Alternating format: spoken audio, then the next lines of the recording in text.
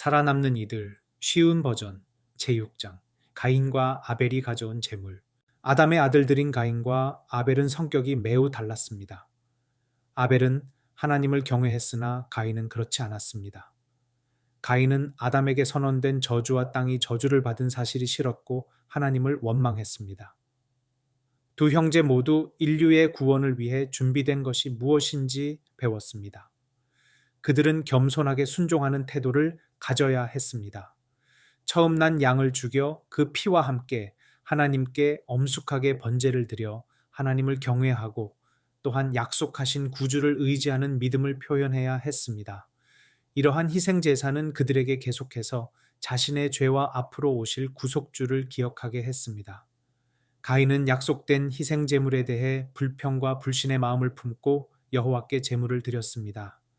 그는 순종하는 것을 원하지 않았습니다. 어린 양을 구하여 땅의 열매와 함께 드리는 것을 꺼렸습니다.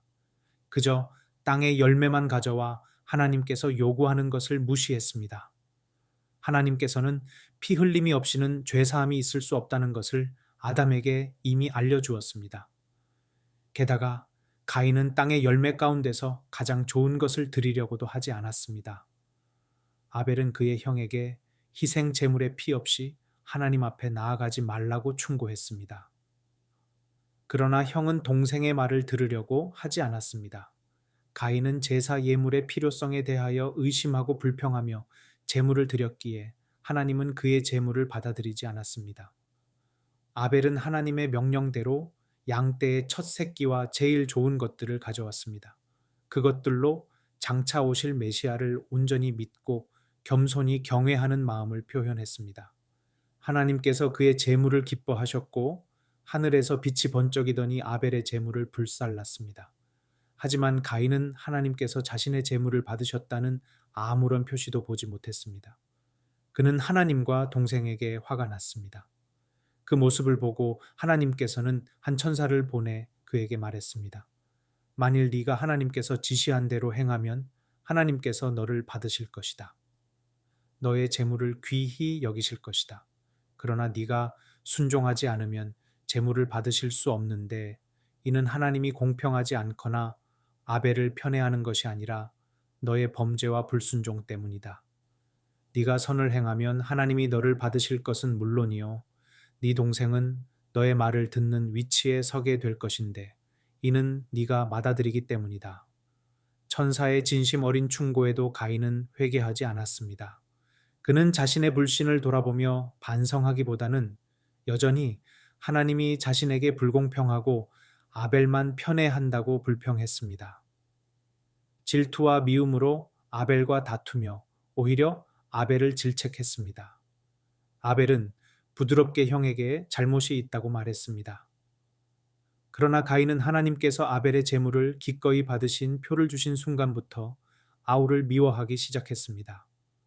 동생 아벨은 가인의 분노를 가라앉히려 애쓰며 말했습니다. 하나님께서는 우리 부모를 즉시 죽일 수도 있었지만 그렇게 하지 않은 것은 하나님의 자비하심 덕분입니다. 하나님께서는 우리를 사랑하세요. 그렇지 않았다면 죄 없고 거룩한 그분의 아들을 우리가 받을 진노를 대신 당하게 내어주지 않았을 겁니다. 아벨이 하나님의 계획이 옳다고 가인을 설득하는 동안 가인의 분노는 점점 커졌습니다. 결국 분노에 사로잡힌 가인은 아벨을 죽입니다. 그 후 하나님께서 가인에게 찾아와 묻습니다. 내 동생 아벨이 어디 있느냐? 가인이 죄책감을 느끼면서 대답했습니다. 나는 모릅니다. 내가 동생을 지키는 자입니까? 하나님께서는 그의 범죄에 대하여 알고 있다고, 그의 온갖 행동과 마음에 생각하는 것까지라도 다 훤히 알고 있다고 가인에게 알려주었습니다. 하나님께서 가인에게 말씀하셨습니다. 내 아우의 핏소리가 땅에서부터 내게 호소하느니라. 땅이 그 입을 벌려 네 손에서부터 네 아우의 피를 받았은즉 네가 땅에서 저주를 받으리니 네가 밭가라도 땅이 다시는 그 효력을 내게 주지 아니할 것이요 너는 땅에서 피하며 유리하는 자가 되리라. 아담이 죄를 지은 후 땅에 저주가 내렸습니다. 이제 가인의 죄로 저주는 2배로 내리게 되었습니다. 가인과 아벨은 인간의 타락부터 그리스도의 재림까지 존재할 두 부류의 사람들, 즉 의로운 사람과 악한 사람, 믿는 자와 믿지 않는 자를 대표합니다. 가인이 동생 아벨을 죽인 것은 의인이 자신보다 낫다는 이유로 의인을 시기하고 미워하는 악인을 상징합니다. 그들은 의인을 질투하고 그들의 의로운 행위가 그들의 죄의 길을 정죄하기 때문에 그들을 핍박하고 죽이려 할 것입니다. 아담의 일생은 슬픔과 겸비, 그리고 끊임없는 회개의 생애였습니다. 아담은 후손들에게 하나님을 경외하는 일에 대해 가르쳤는데 그의 후손들은 그가 초래한 비참한 결과에 대하여 그를 심하게 비난했습니다. 가인이 동생 아벨을 죽였을 때 아담은 죽음을 현실 세계에서 직접 느끼며 비통해 했습니다. 최초의 큰 죄를 저지른 데 대하여 자신을 매우 혹독하게 자책했습니다. 그는 약속한 희생 제물을 통하여 용서하여 주시기를 하나님께 탄원했습니다. 자기가 낙원에서 저지른 죄악 때문에 이르러 온 하나님의 진노를 뼈저리게 느꼈습니다. 그는 살면서 하나님께서 지상의 주민들을 홍수로 멸망하도록 했던 이유인 전 세계적 타락을 목격했습니다. 그가 아름다운 에덴 동산을 떠날 때 그는 반드시 죽을 것이라는 생각에 두려움으로 떨었습니다. 그러나 수백 년을 이 땅에 살고 난 후 그는 사람이 죽음으로 비참한 생애가 마치는 것은 하나님의 공의롭고 자비로운 결정이라고 여기게 되었습니다. 아담은 떨어지는 나무잎과 시드는 꽃에서 쇠퇴하는 천연계의 첫 징후를 볼 때 오늘날 사람들이 죽은 사람을 위하여 슬퍼하는 것 이상으로 슬퍼했습니다. 연약하고 섬세한 꽃들이 시드는 것도 슬픈 일이었으나 울창한 나무들이 잎을 떨구고 썩어갈 때는 슬픔이 더 컸습니다. 왜냐하면 그것은 아담에게 하나님께서 인간의 특별한 유익을 위하여 창조하신 아름다운 자연이 파멸되어 가는 것처럼 보였기 때문입니다. 아담은 그의 자녀들과 후손들 9세대까지 직접 가르칠 기회를 가졌습니다. 완전했던 에덴의 집, 타락과 그 결과, 아벨의 죽음을 몰고 온 가족 내의 불화, 그리고 자신이 짊어진 슬픔의 짐을 자세히 말해 주었습니다.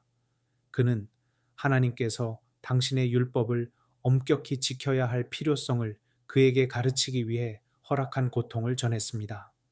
아담은 그들에게 죄는 그것이 어떠한 모양이든지 벌이 따른다고 강조했습니다. 그들이 하나님을 사랑하고 경외하면 그들을 자비롭게 대해 주실 하나님께 순종하라고 간절히 호소했습니다. 타락 후에도 천사들은 아담과 계속 소통하며 인류가 구원받을 희망이 여전히 남아있음을 상기시켰습니다. 하나님과 인간 사이에 깊은 단절이 생겼지만 하나님의 사랑하는 아들의 희생을 통해 구원의 길이 이미 마련되었음을 거듭 알렸습니다. 사람의 유일한 희망은 겸손한 마음으로 회개하며 준비된 희생 제물에 대한 믿음을 갖는 데 있었습니다.